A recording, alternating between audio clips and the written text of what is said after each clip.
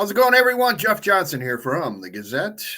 KJ Pilcher, Jeff Linder, another edition of the Prep Huddle Prep Football Podcast, where we are talking all things high school football. And we are now through week 3, week 4 coming up.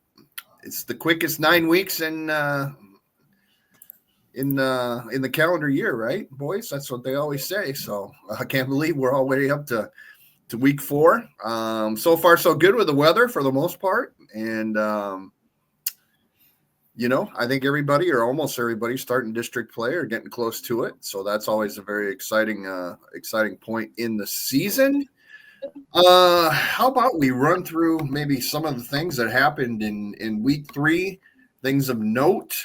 I don't know where you want to start. We always start in the big class, and I guess, boys, the one that kind of sticks out to me is Cedar Rapids Prairie losing to Bettendorf 14-11. We had the Hawks ranked 6th in 5A. They looked really good in the first 2 weeks of the season. Both games on the road, and then they come home for the home opener last week against Bettendorf, and I don't know if laying eggs the right way to put it, but certainly a pretty disappointing loss, I imagine, for everybody over there on the far southwest side, huh? Yeah, I didn't see that one coming. I was a little bit surprised that Prairie wasn't able to put up a little bit more offense than that. Yeah, that's the thing that kind of stood out for me is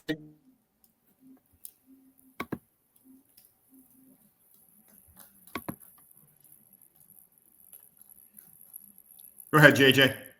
Okay. I was just going to say, from what I saw the week before, a big win over Cedar Rapids Kennedy was, I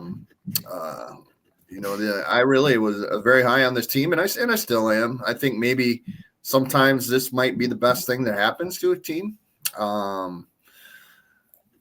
You kind of get talked about a lot, and, maybe you read your own clippings, soldiers, as the old saying goes. But we'll see how Prairie responds, because it's got all it has to do this week is play against number 1 Waukee Northwest. So we'll see a little bit maybe what the Hawks are made out of, I guess. So elsewhere in 5A of note, I guess I was at Kingston Stadium. Waukee beat Cedar Rapids Kennedy 23-15. A lot of mistakes by the Cougars. I think it was close to 10 penalties, or it was 10 penalties, if I remember correctly. A game that, Kennedy couldn't stop Waukee's rush game in the second half. And, Waukee's a solid ball club, has a tight end, Evan Jacobson, that's going to Texas A&M. And Kennedy did a nice job against him. He only caught 1 ball, but really couldn't stop the run game there. Other games, Iowa City Liberty beats Linn-Mar 28-7. Indianola over Cedar Rapids Jefferson 31-11. Waukee Northwest beats Iowa City High 49-13. Iowa City West continues its quick undefeated start at 3-0, beating Pleasant Valley 42-30.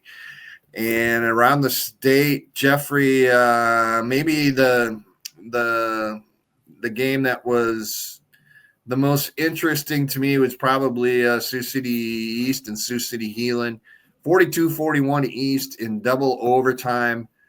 We knew the Heelan was a good smaller school program and team, and East we still don't know. Honestly, I don't think just how good East is. We have them ranked obviously in the top 10. Most people do, but that was an interesting score, I guess, right?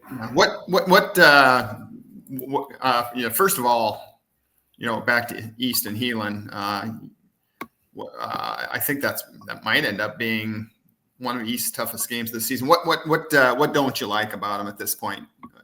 Is it the schedule? Is it just the honestly, thing? I mean, you're right. Yeah. When your best win is against a 3A school and it comes in double overtime, and again, it's a lot of it's geography, right? As it always is with the bigger schools out there, because you're always going to play the other two Sioux City schools in 5A, which aren't very good. Council Bluffs, same thing there. I'm not. I guess I probably should look at the district schedule. We've got Ankeny in week 5 and Johnston in week 7. I think we'll know quite a bit more about the Black Raiders after those two games. Okay. Other than that, they really don't have too many. They don't have any other hard games remaining. So I would think their floor is probably 7-2, and I suppose their ceiling, I don't know, maybe it's 9-0. I don't know. If they go 9-0, I think we'll have to say they're pretty good. If that includes wins over Ankeny and Johnston. How about 4A? I think the marquee game around here certainly was Cedar Rapids Xavier beating Clear Creek Amanda 54-21. It reversed a game from last season, which Clear Creek really kind of shocked Xavier, to be honest. And Pilcher, let's see, what do you think about that one? I guess. Well, first off, I think the margin of victory surprised me a little bit. I've been pretty high on Clear Creek Amanda, and I thought this would be a competitive game. And of course, they got out to an early lead. I believe Lindy was there. It was 14-0 in a hurry. Yeah, but the way Xavier came back and then just dominated from there on out. I think there's still some kind of feeling of where Xavier was at as far as whether they were a number 1 caliber team in 4A or maybe a top 5 team. I think they really showed that they're a 1-2 team in the class for sure, no matter what now. Jeff, you were there. Yeah. You must agree. I mean, this is a team they gave up a long touchdown pass, and then they gave up they had a special teams mistake, and it was 14-0 in a hurry, but it was pretty clear, by within the next drive or two that the Xavier was the superior team in this one. We look elsewhere in 4A. Decorum went over to the Rock Bowl in Dubuque and knocked off Dubuque Wahlert in overtime 19-13. Nice win for the Vikings. First loss in over a year for Wahlert, which was undefeated in 3A champ last year. So and no rest for the weary, I guess, there with the Cora having Western Dubuque this week as well. KJ, Thursday night, you saw Cedar Rapids, Washington play Clinton, and I guess you have to say that was a pretty disappointing loss for Cedar Rapids, Washington, losing to a Clinton team that really hasn't had a whole lot of success in recent seasons. Nope, and that's it was a game that they pretty much had. But look back and one drive never wins the game or anything like that. But they had a couple really bad penalties on a drive right before half that led to a touchdown. And then they give up a big drive at the end of the fourth, towards the end of the fourth. And they end up losing 2017. Missed a couple field goals, especially one right at the buzzer. That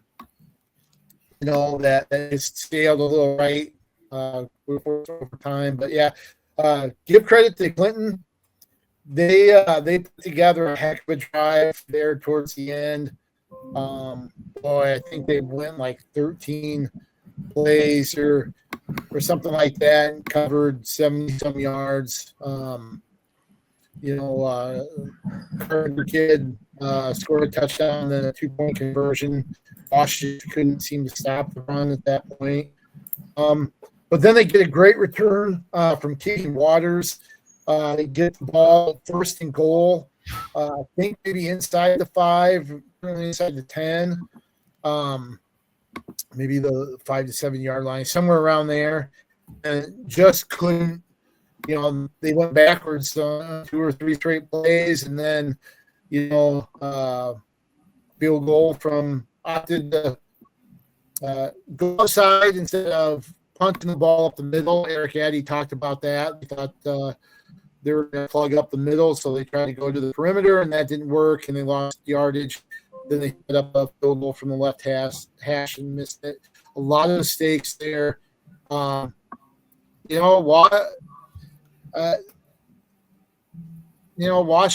1-2 had that win over Jefferson to start, but Ben,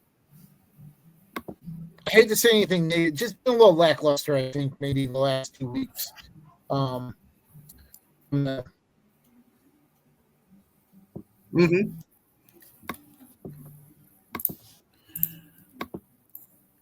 So Wash has Grinnell coming up. Wash, who's Wash got this? Grinnell on the road. Well, I guess we'll get to that. Yeah, They got Grinnell on the road, and then they've got 4 toughies. Let's move down to 3.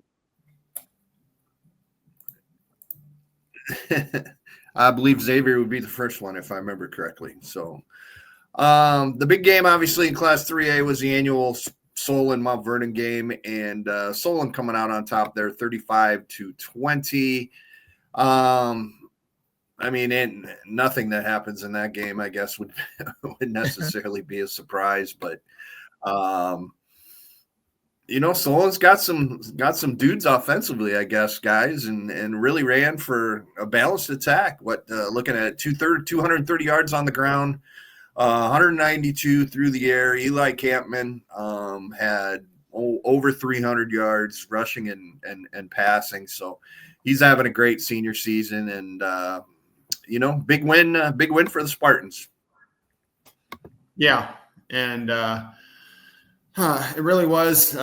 Both teams have really good passing games, really good quarterbacks. I think Solon has stamped itself as a 3A contender, maybe a favorite, but I think that's going to be a good class coming down the stretch. We have Solon and Clear Lake co-number ones this week in our poll. One of the things that I think kind of stands out too from the Mount Vernon side is, they've had some injuries here. Jaspers and Case and Curran, Chase Jaspers and Case and Curran both out. I think injuries in the Benton game, and they only rushed the ball for 31 yards, and some of that's for Solon's defense, or from Solon's defense. But also you could see that without those guys, only 31 yards from a pretty good offensive team. Those injuries certainly make a difference. And Colin Haberback still had a good game throwing. Need to find somebody to plug in there around the ball to help them out.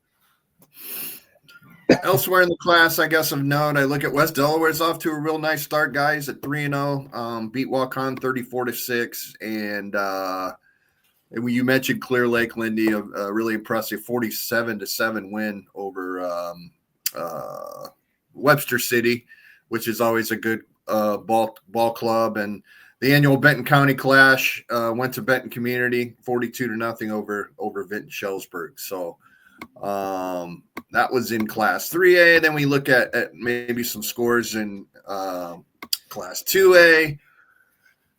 Iowa City, Regina, and Alburnett, I guess maybe would be the first game to talk about. Regina rolls here 59-27 in a big time offensive game, and that came despite a kickoff return to start the game from Alburnett. That went for a touchdown, right? Yeah, Alburnett, Lake and Caves, he's everything that has been touted about him. Very dynamic player. Returning the opening kickoff, about 92 yards for a touchdown. They go up 7-0 right away. Regina is able to kind of answer, ties it up at 7. But Alburnett didn't go away early on. They took a 14-7 7 lead. Brady Kasner, the Hunter Fry for a 28-yard touchdown. Nice job by Kasner to kind of scramble and then kind of threw on the run and found Fry wide open. And you're like, oh, wow, there's some playmakers on this team. But there was a turning point. I mentioned already, one play doesn't win a game, but it certainly could be a factor, right? So it's 14-14 with, I think, under 5 minutes to go in the second quarter. Alburnette's on its own 38 and facing 4th and inches, and Regina stops him. Takes over 38.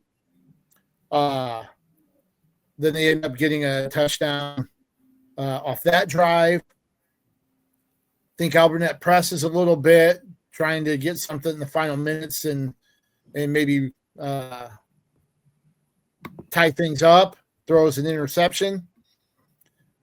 Regina turns that into a touchdown. That one might have been a Tracy pass to Will Litton. And then the very next drive, nice pass, really good throw by Kasner, goes through a receiver's hands and right into the midst of Edwin Gangba. Again, another turnover, another short field. I think they return that to the 20 or so.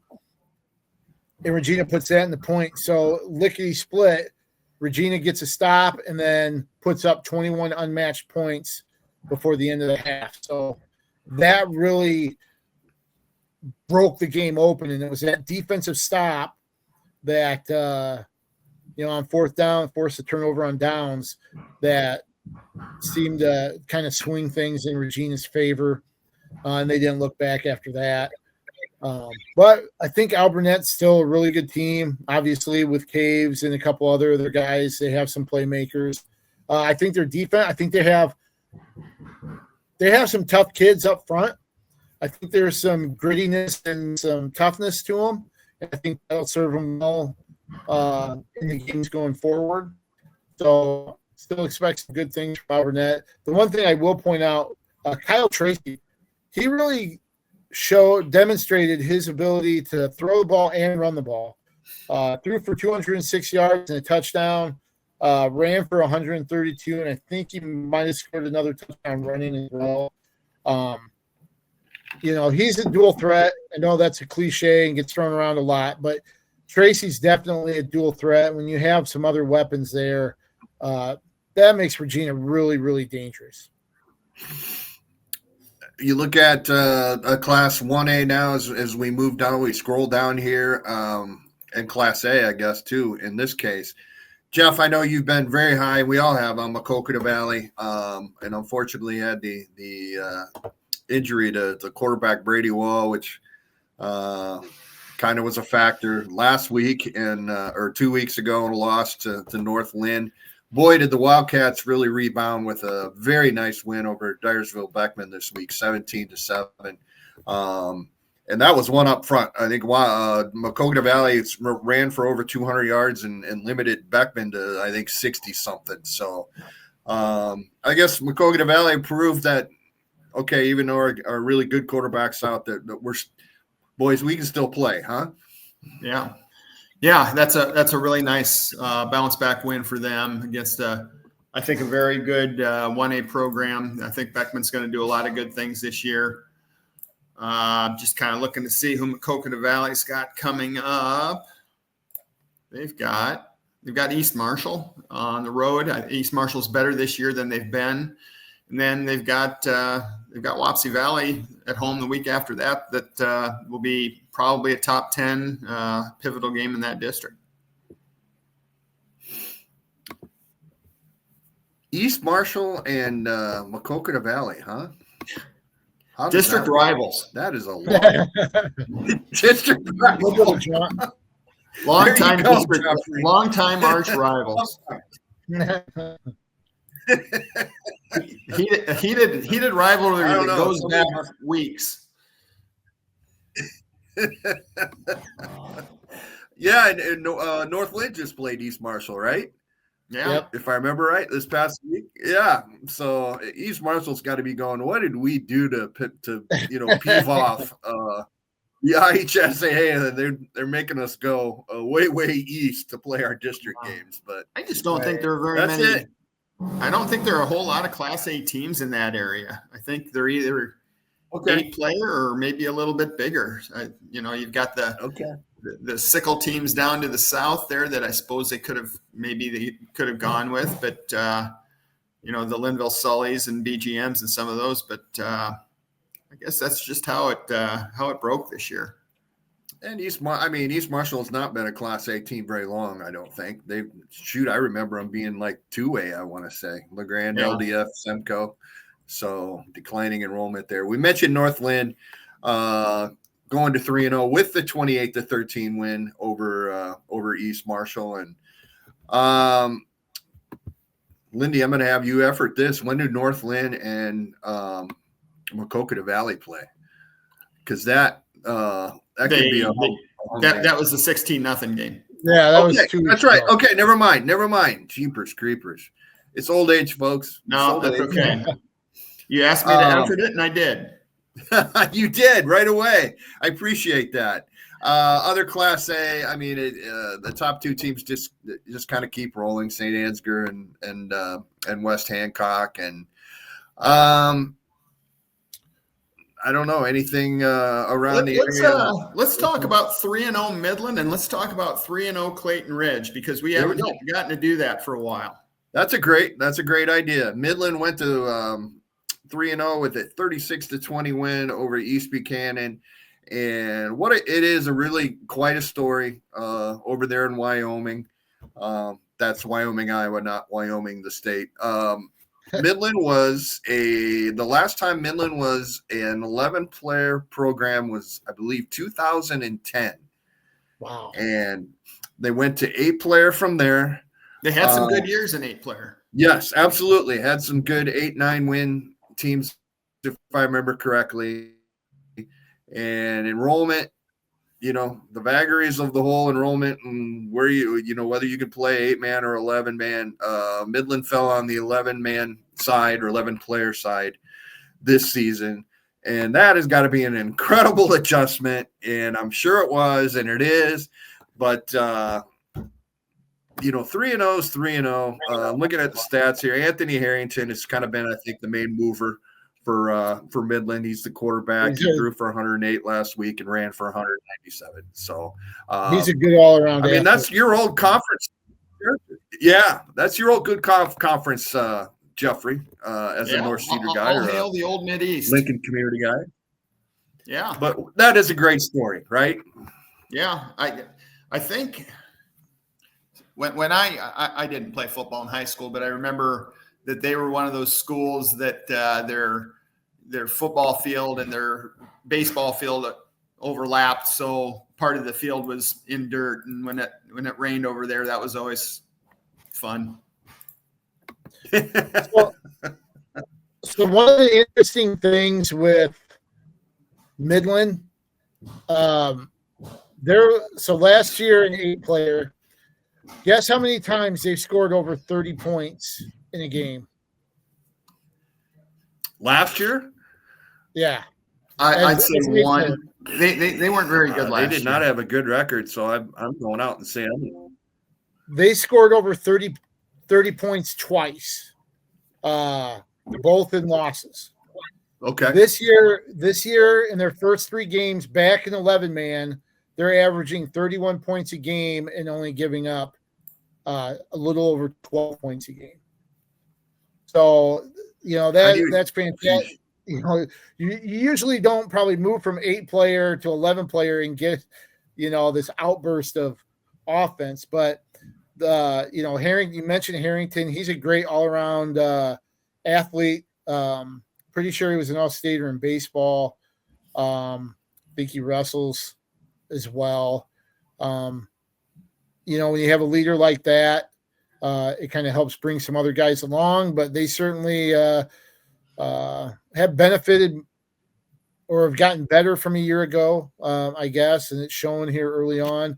But things are going to get a lot tougher because some of the teams that we've mentioned in that district. Wapsie Valley this week. I think Maquoketa Valley in 2 weeks, and maybe Northland.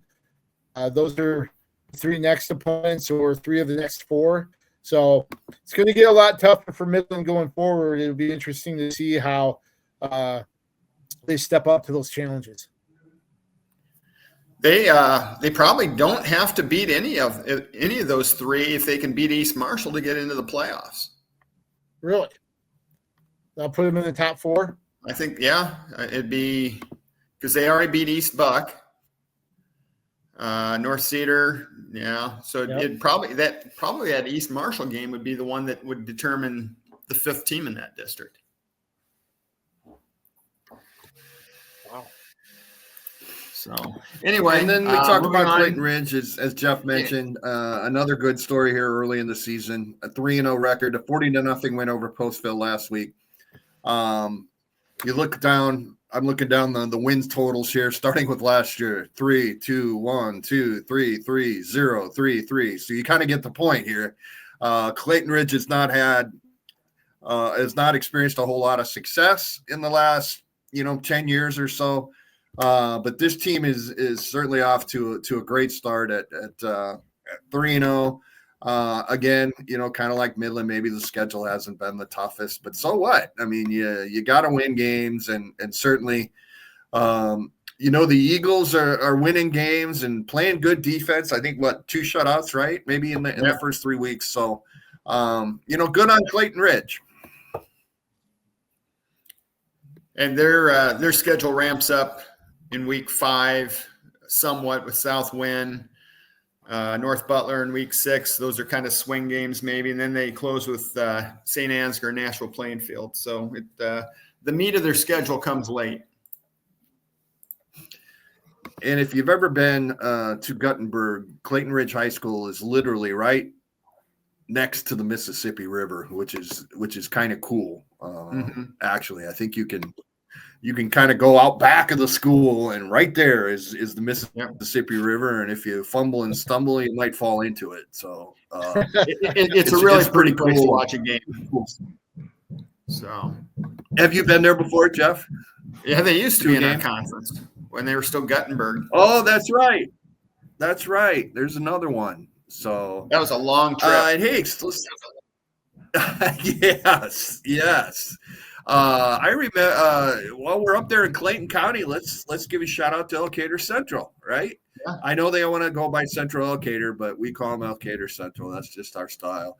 Another team that's undefeated, and this is an 8-player 42-14 win over Calamus Wheatland last week, and Central has put up some points: 74 in the opener against West Central, 66 in the second game against Central City, and 42 last week against Calamus Wheatland. So there's some special things going on up there in Clayton County, huh?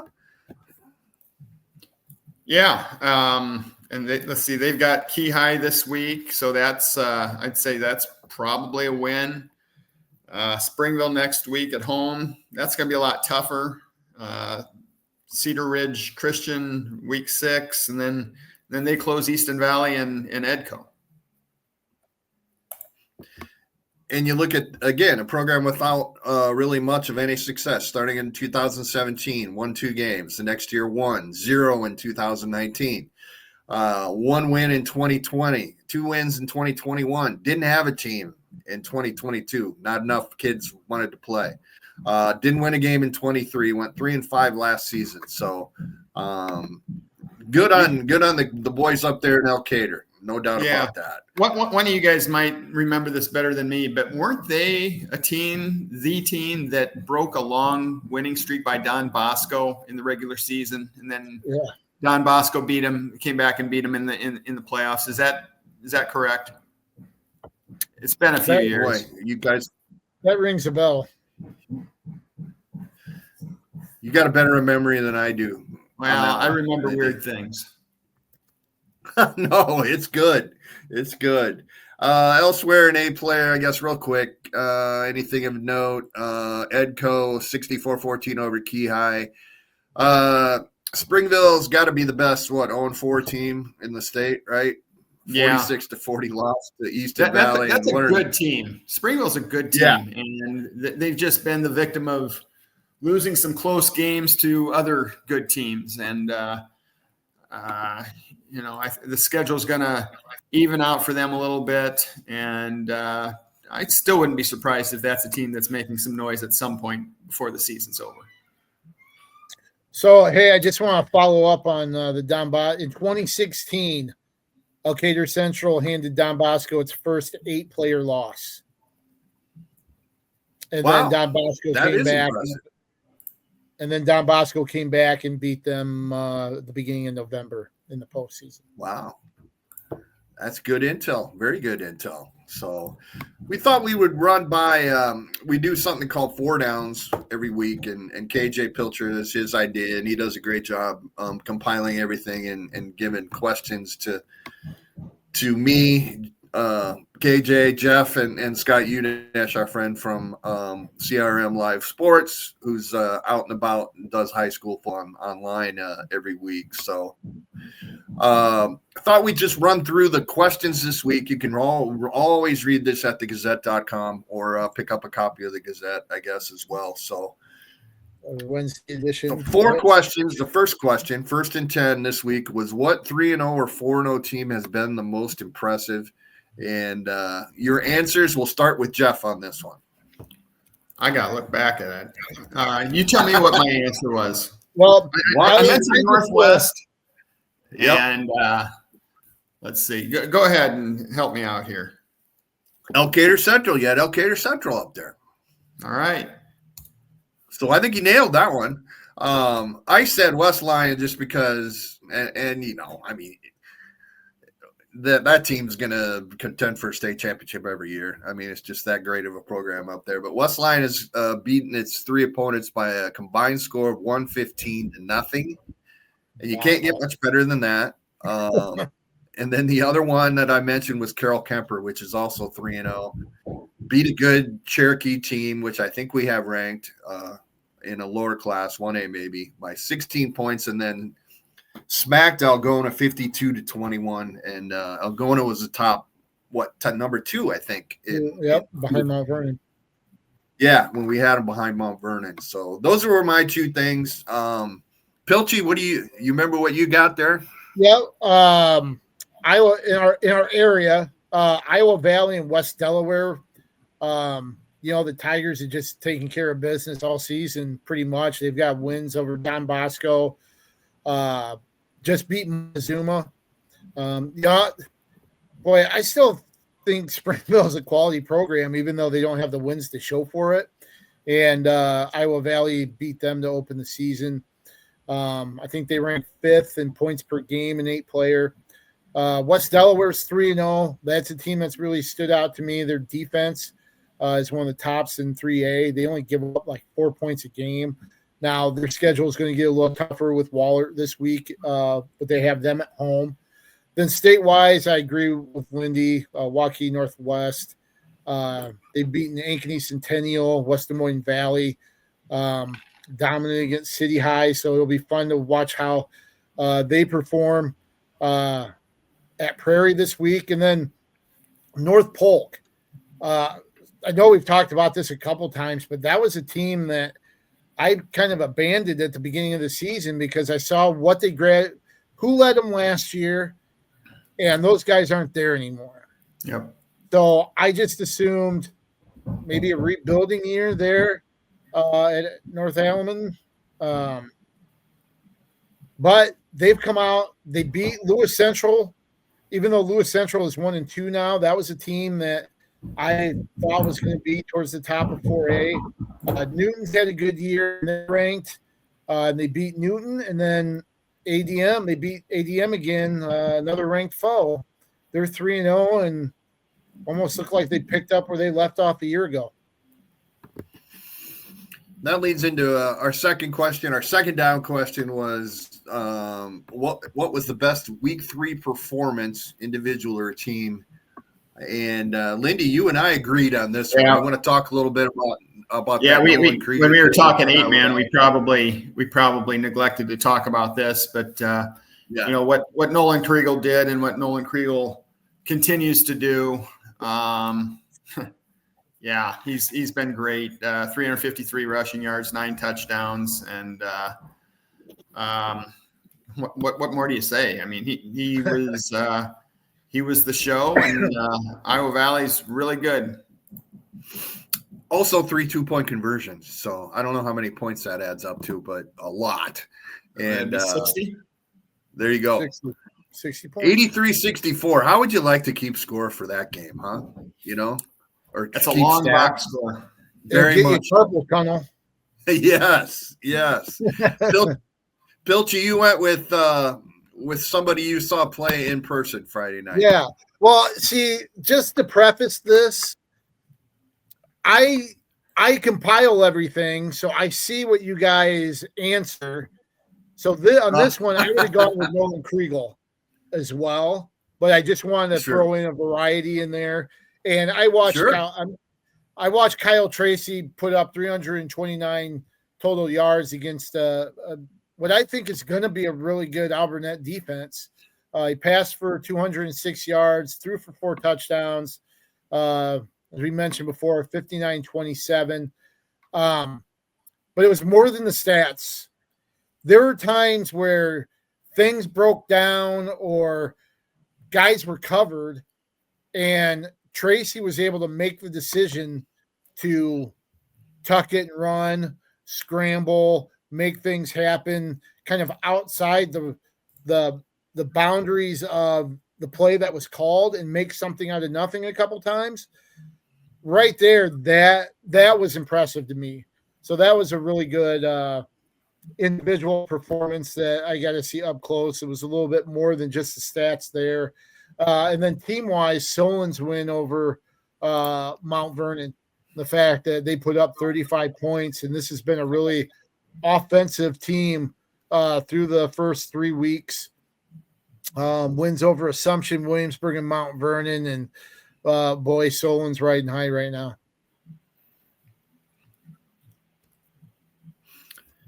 Our third down question, third and short, was submitted actually on X.com by Christ70. So thank you for that. Asked what our favorite fields are in the area. Jeff, you want to start us off there? I'm partial to fields that have grass instead of turf. I agree. The atmosphere at Manchester is really cool. It's kind of an intimate setting because they don't have a track, so everything's a little bit closer to the field than it is at most stadiums. Just the brick stuff at the south end of the stadium, the entrances, I just think is really neat. Also mentioned Lisbon. I really don't like looking into the sun and being on the east side, but boy, when the sun goes down and the sky, with the sunset and everything, it's really pretty at Lisbon. Hey, speaking of looking in the sun, and we're talking about fields, do you remember how bad Armstrong Field was at Lindmar? Yeah. When it came to that sun, it was like, oh my God. Even the people, even the announcers, Cantini, who was still announcing at Lindmar after all these years, I remember he would struggle sometimes with a spotter to figure out who was running the ball or what just happened. So yeah. Anyway. And you get that at Xavier. Yep. Yeah. Yep. Still at Saints Field. So Pilcher, you had a few as well that I liked and agreed with. Yep. I think we both like Kingston. There's some sentimental value there at Kingston. Being former Wash grads, that's where our home games were at. There's just a mystique there with Kingston, the history. I think UNash referred to it as the old gray lady, which I think I've heard before, but I think is pretty cool.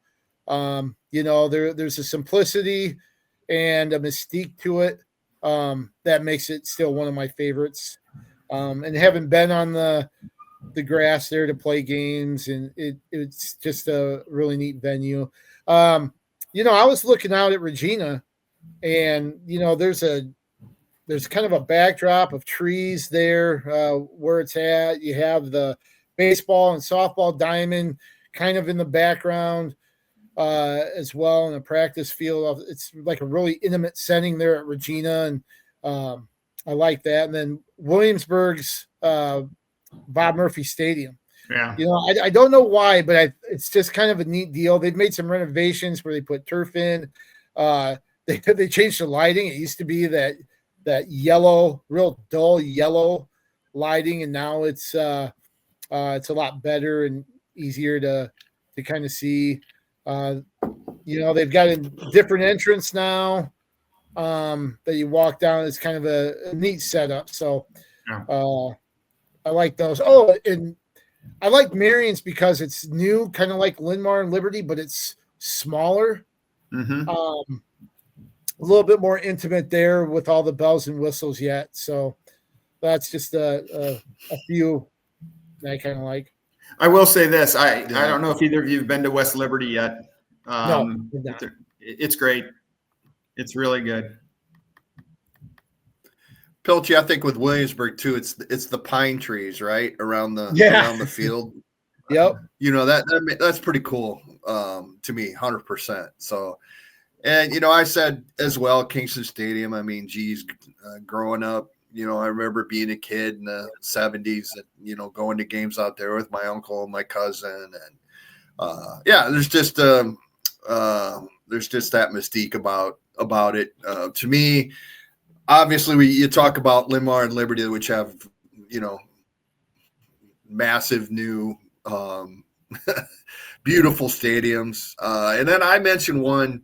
I don't know if I necessarily liked it. I sure didn't like covering games there, but there was just something about it, that old Mount Vernon field, right behind what was it, elementary school or the old junior high school? I can't remember which one it was. I think it might have been an old. I mean, you couldn't shoot. Yeah. Okay. It's not a mile walk away from anywhere. I mean, if you're covering a game there, you better bring comfortable shoes because you're walking. Yeah. Yeah. Yeah. Oh, 100%. And I know you guys all remember the press box was just tiny and it kind of leaned, and you never knew if it was gonna fall down. And I think you're at about the 20-yard line on the west side instead of being at the 50.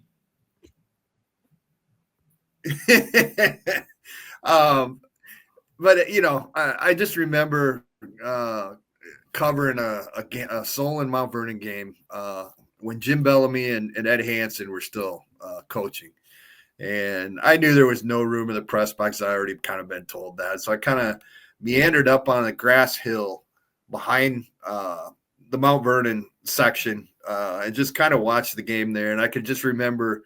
You remember Jeff Schwiebert, the old assistant coach, and I think he led Mount Vernon to a state baseball championship back in the day. I just remember that's where the assistant coaches, they didn't have press boxes for the assistant coaches, but they'd have headsets on, and I just remember kind of standing, and Schwiebert would come over and he'd be talking to Bellamy, and as we were on this hill, on this grass hill. So I don't know, it's just kind of memories like that. You could not shoehorn a football field into a smaller area than what that was. I mean, literally, you're kicking extra points going into the street, things like that. So that's just, I hope you all enjoyed us kind of reminiscing kind of some of the stadiums. That was a great question, KJ. So 4th and goal, best high school football movie. And there are a ton out there. We all know what they are. Remember the Titans, KJ mentioned Varsity Blues, Friday Night Lights, other things. I will, Jeff, you and I kind of, were similar on one of ours. So I'll let you do. You had a couple on there that you really liked. I remember the Titans was great. That was kind of a tearjerker. We both mentioned All the Right Moves. Yep. Not a Tom Cruise fan by any means, but that was a good movie. And certainly we're all Leah Thompson fans, that's for sure. Well, absolutely. Yeah, I mentioned that. But just Craig T. Nelson being kind of a knob coach, and I wonder what his goofy assistant from the coach series would have been yelling at him for not taking a safety late in that game in the mud. 62 stack monster, 62 stack monster. Remember that? Yeah. That part of it. So I also mentioned just in a goofy way, I don't know what it was, but Wildcats from Goldie Hawn was a nonsensical comedy. Yeah, it was a bad movie. I know, but there's something with it that just makes me smile, I guess. And that's, to me, that's part of what movies should be about. That's entertainment, right? So it was a prelude to White Men Can't Jump. Yeah. Woody Harrelson and Wesley Snipes were both in Wildcats, right? Yeah, there you go. It was setting the stage for a great basketball movie, actually. And what you guys remember the one with Kurt Russell and Robin Williams? I almost put that. I think it's called too. Best of Times. There we go. Where they relive their old high school days. And they're playing against their old high school rivals, and they're all in their 50s and past their prime. And Robin Williams never was, and Kurt Russell's trying to get him to get to the point where he set him up to be the hero. And yeah, that's a good one. But you had another one other than Remember the Titans, Pilcher. Oh, I was just trying to be silly, especially Johnny Be Good. Do you remember that with Anthony? That was Michael bad Hall? too. Yes, that was. Anthony Michael Hall is the number one quarterback in the country. It fits, right? Yeah. Robert Downey Jr. The thing that always killed me about that was the over-exaggerated recruiting violations thing, where he was visiting the one school and they literally had almost like a candy bin for different steroids that people were walking by and just taking handfuls out of to go work out. And they're like, we got everything you need right here, Johnny. And, stuff like that. And it was just a dumb, silly movie. And I threw that in there because, of course, a great passing combo is going to be Anthony Michael Hall and Robert Downey Jr. of all people.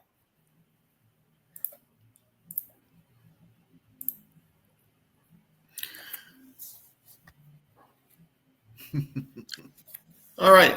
Why don't we just, before we sign off, just where's everybody going to be this week?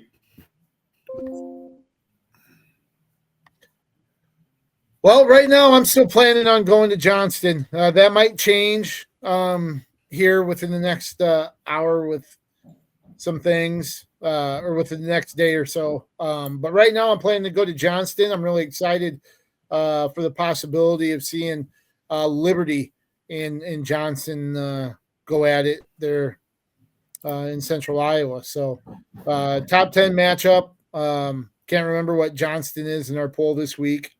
Probably the back half of the top 10. Does that sound right, Lindy? I think Johnston's number 8.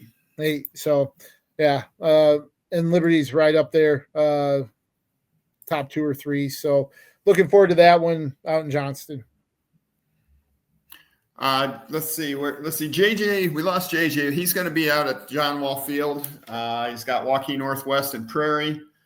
I'm going to be at Van Horn. I've got Solon and Benton Community, and just some other games that we're covering out and about. Ryan Plagenkuhl's got Urbandale at Jefferson at the Old Gray Lady, I think JJ called it. Yep.